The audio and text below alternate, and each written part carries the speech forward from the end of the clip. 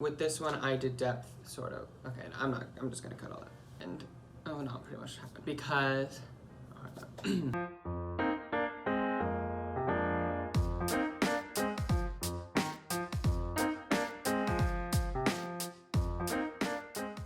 hello, welcome back. So today I'm gonna do something a little different than normal. A little more casual, not as intense, crafty, because pretty much what happened is I was hit with inspiration and the urge to color. My sister, she's cleaning her room, good for her. And so she sent me this picture of this like adult coloring book. She's like, do you want this? And I was like, no, it's okay. Like, I have one. So after she sent me that, I was like, oh, I'm gonna color. Like, I really just got the urge to color. I think I've only colored this and that's it.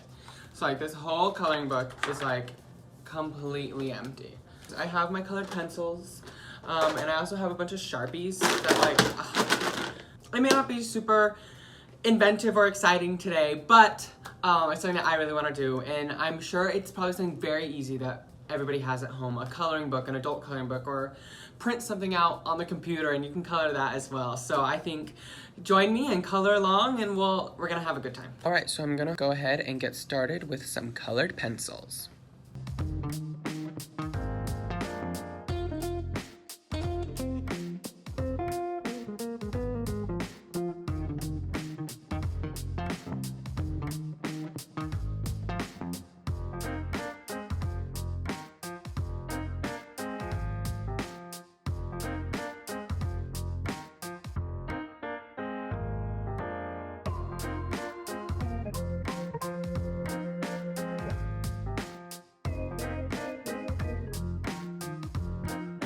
Here is the finished colored pencil coloring page. I tried to do some gradients. So you'll see like there's gradients here, there's a little gradient here.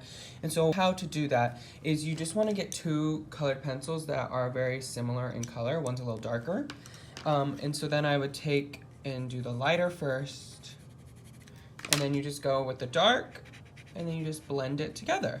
And a little trick too is if you're not comfortable blending yet, it is better to blend with the colors, but another option is you can use a white and you can just go over top and that will help blend the colors as well. Something that I really learned is the use of white. I knew I wanted to like leave some white to give some color, and your eye is really drawn to the highest contrast, and so wherever I left the white is really where your eye is focusing. What I'm gonna do now is I'm gonna go ahead and try a Sharpie technique.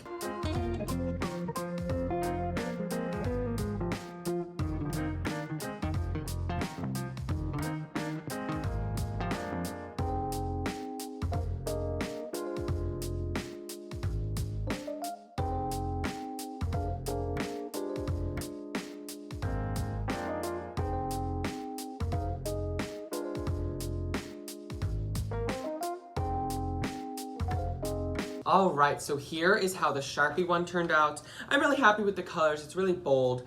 And with this one, I wasn't able to blend as much as I did with the colored pencil. I kind of just used the boldness of the color itself. Let me show you the orange. So I chose like, for this center flower, so I chose like these three oranges and kind of just mixed them together to keep it variety, but also cohesiveness at the same time. And something that I did for this is I really tried to keep the outlines of the flowers all the darkest color, so the darkest of the colors. And same with the green.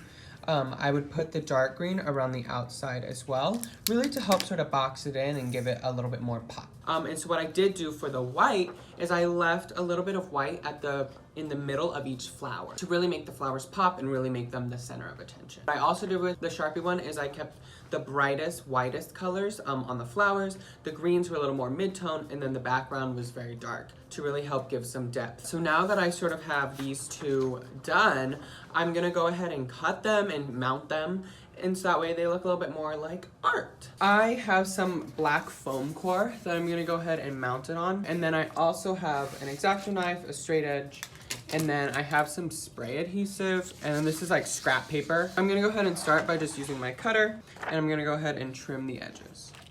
All right, now that I've got these cut out, I'm gonna go ahead and just lay this scrap paper down, and I'm gonna go ahead and spray adhesive the back, and then I'll place it right onto the mounting board. with a little border on the edges. All right, I'm gonna go ahead and cut this out of the mounting board. All right, so I've got one cut out, and now I'm gonna go ahead and do the other one.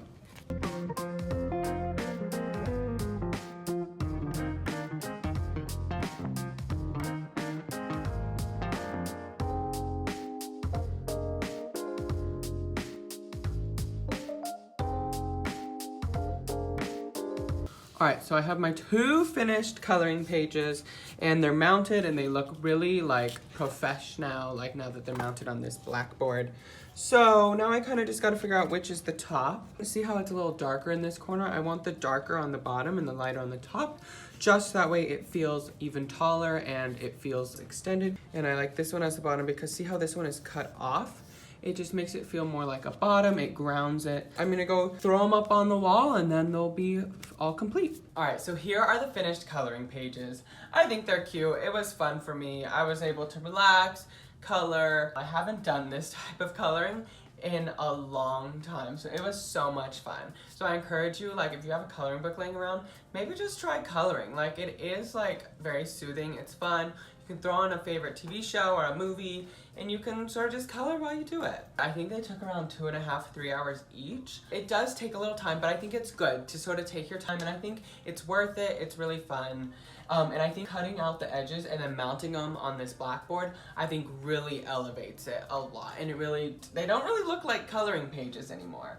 They've turned into sort of art and you can hang them on your wall, which is really fun. And it's always nice to put something on a blank wall. And these are actually so light. All you really need to use is just like masking tape to sort of stick them on the wall. And so they're really easy to move around, which is great.